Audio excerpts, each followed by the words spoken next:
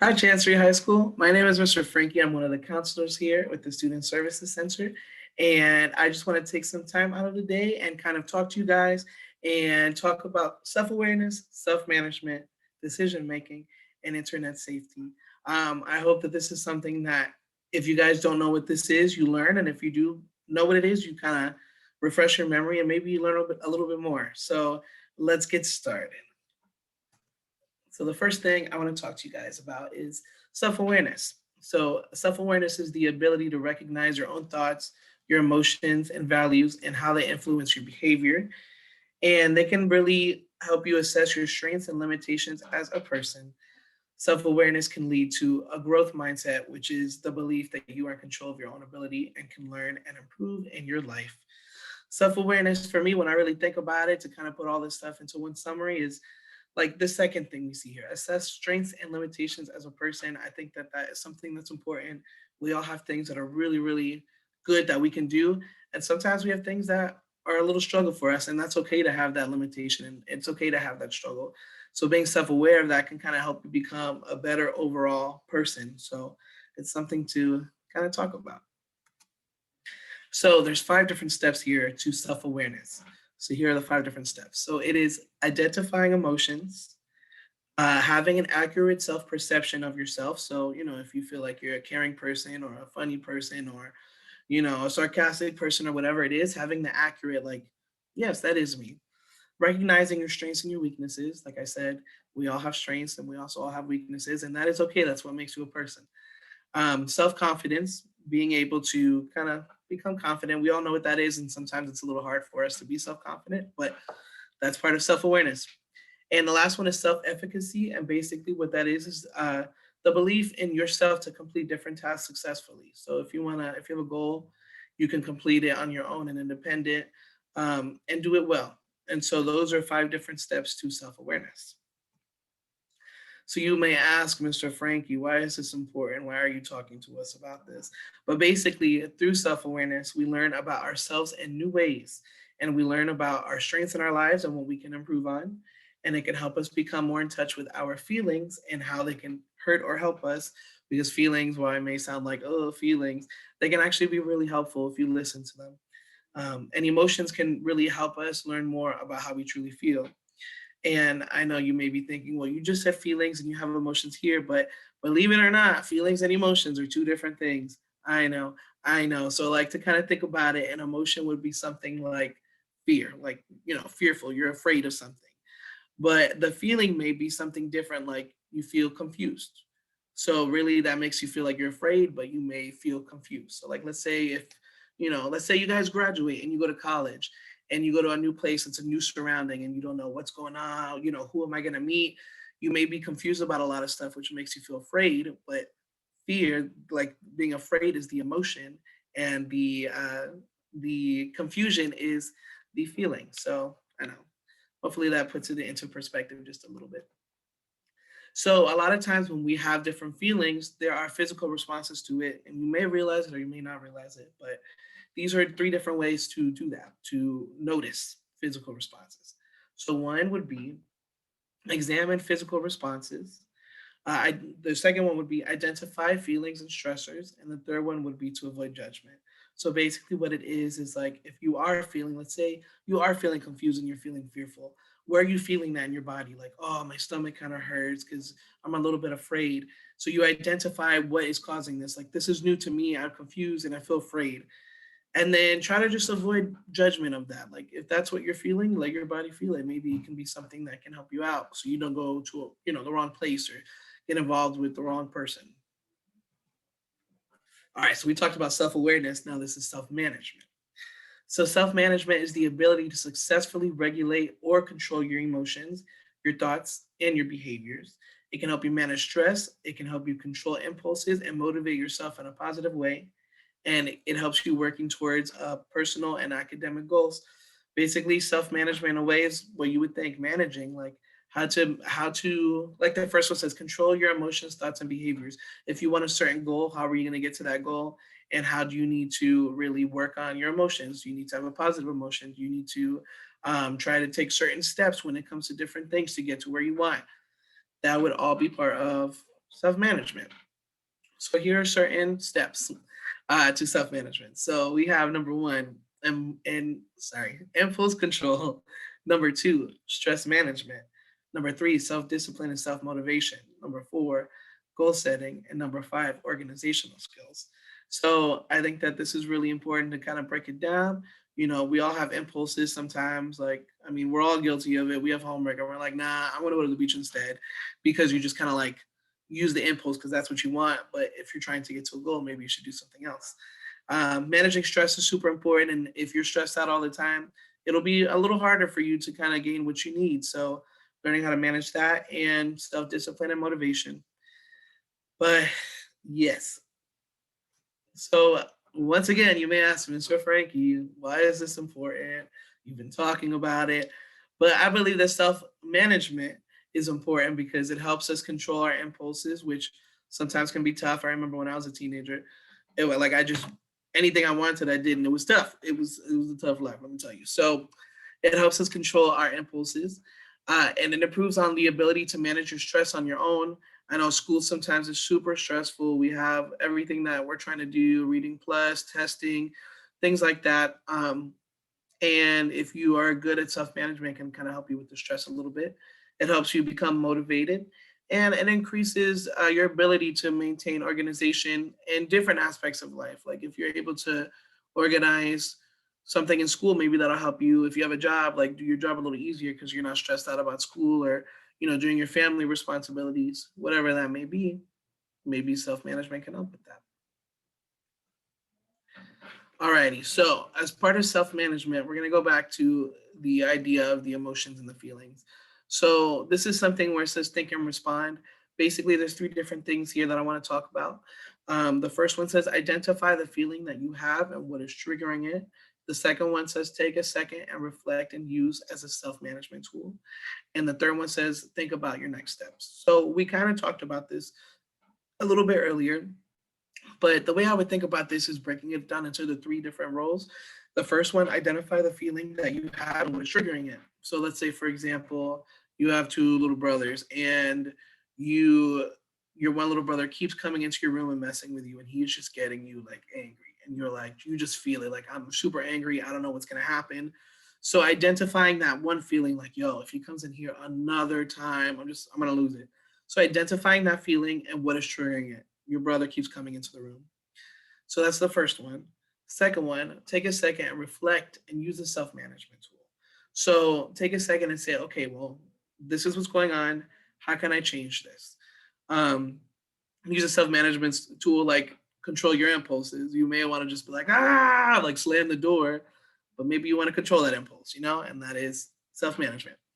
And the third one would be think about your next steps. Maybe you just need to work outside, or maybe you need to go take a walk, or maybe you need to do something to get yourself out of that environment where you feel like those strong feelings.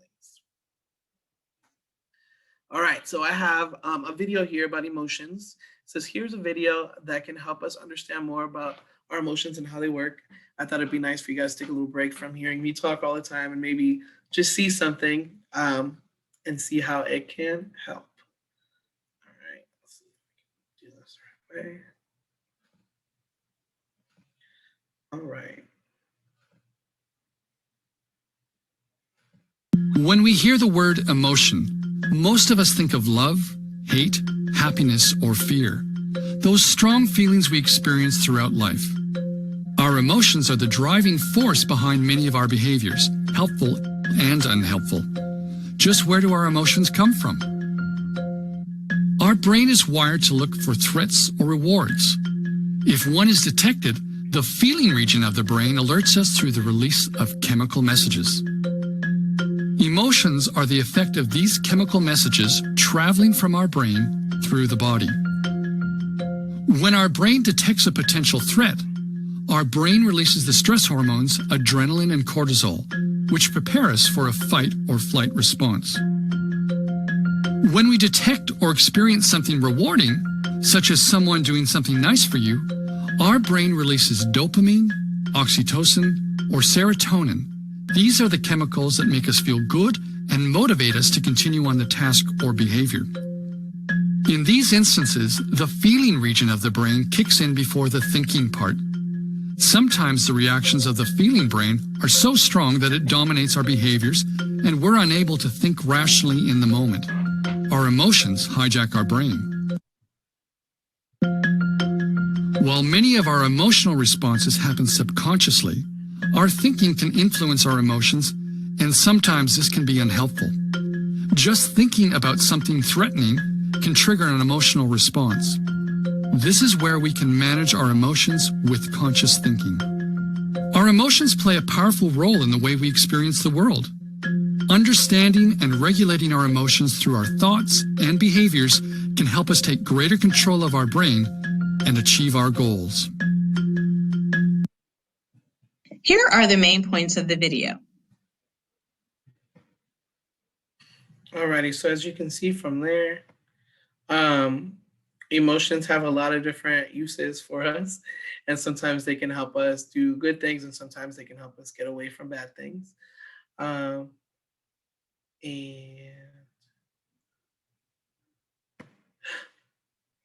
all right, guys. All right, here we go. Sorry about that. Okay, so the next aspect of our PowerPoint is going to be talking about decision making and internet safety. So we're going to kind of go into this a little bit. So here we go. So when talking about responsible decision making, it's being able to make constructive choices about personal behavior and your social interactions. And these choices can be made by things such as ethical standards, safety concerns, and social norms. So just to kind of go over it again, if you guys don't know what it is, ethical standards, ethical means more or less doing the right thing, like having morals. If you think that, if you feel like something's bad, it may be bad ethically, or putting yourself in a scenario that you wouldn't feel too comfortable in, it may not be an ethical thing to do. Same thing with safety. You guys know certain places you may go may not be so safe, and maybe that's something that you can make a responsible decision and not put yourself in that situation. And then social norms are just things that we as a society think is normal or not normal. But being able to make good choices about it can really affect your behavior in a good way. So here are the different ways of decision making. So number one is identify the problem. Number two is analyze the solution. Number three is solve the problem. Number four is evaluate result. And number five is reflect. So basically, when it comes to making a decision, identifying, what do I need to make a decision about? What is my problem? Thinking about different solutions that you can have, because sometimes there's just one clear solution. Sometimes there's a few. So that just may happen sometimes in life. And so using the best solution to solve the problem.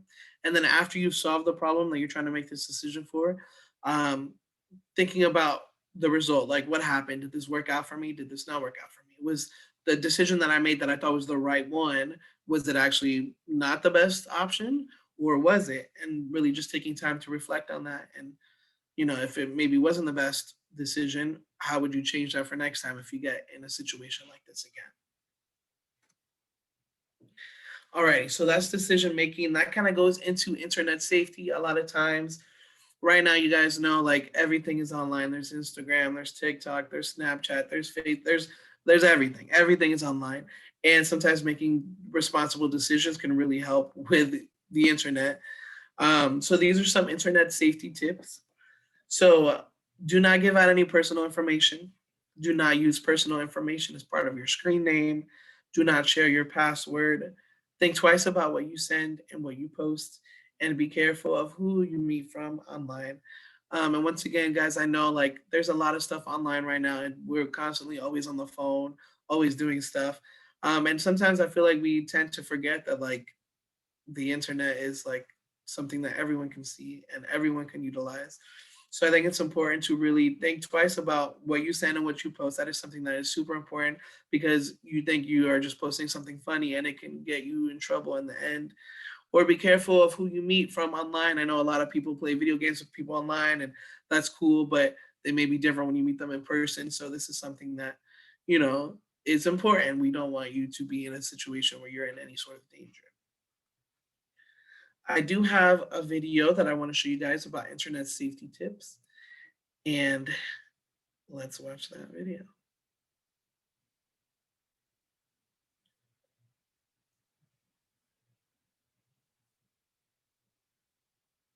be your best friend. However, there are many dangers if you misuse the internet. Here are a few rules that will protect you from those dangers if you follow them. First, it is so important that you don't give your personal information away to anyone, no matter how nice they are or how innocent it may seem. Don't do it. Also, make sure that you don't tell anyone your password except your parents. There are people out there who want to steal your information. Following these simple rules will make sure that they can't do that. Second, don't let your time on the internet get in the way of your other activities. Go spend time with friends and family, play outside, ride a bike, get involved with your community. Once again, the internet can be a great tool, but it is easy to become addicted. Third, never, ever, ever, ever meet up with an internet friend in person. If someone tries to arrange to meet with you, let your parents know right away. You never know who is really on the other side of the screen. Fourth, tell your parents right away if you see anything that makes you feel uncomfortable, no matter what it is. With that being said, stay away from every website that says 18 years or older. Don't click on it, don't stay on the page, get out quick. Fifth, cyberbullying will not be tolerated. There is never a reason to tease or hurt anyone else. If you are a victim of cyberbullying, then let your parents or administrator know right away. If you are the one doing the bullying, stop. There will be severe consequences for anyone found cyberbullying, and we know who you are. Sixth, only download pictures or files with your parents' permission. You never know when something you are downloading will have viruses or other harmful things. Seventh, don't send or post pictures of you or your family. Keep your information private. Eighth, follow these rules everywhere you go, whether that is a friend's house, the library, your own home, or outer space. These rules can keep you safe wherever you are. And remember, nothing online is private. Be open with your administrators or parents and make sure they are able to read your emails and check the sites you're visiting. This will protect you and your family and friends. Follow all of these rules and the internet will become the best tool you can have with so many cool ways to learn and excel in your schoolwork. Break these rules and you could end up paying the consequences. Let's take a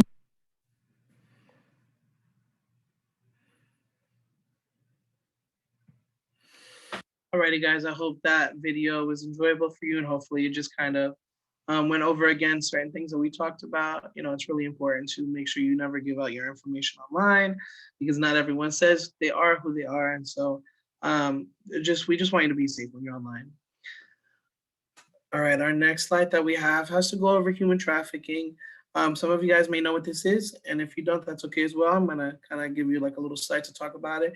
Basically, human trafficking is kind of like a way of slavery in a way, and I know you're like slavery, but it's something that still happens in this day and age, believe it or not.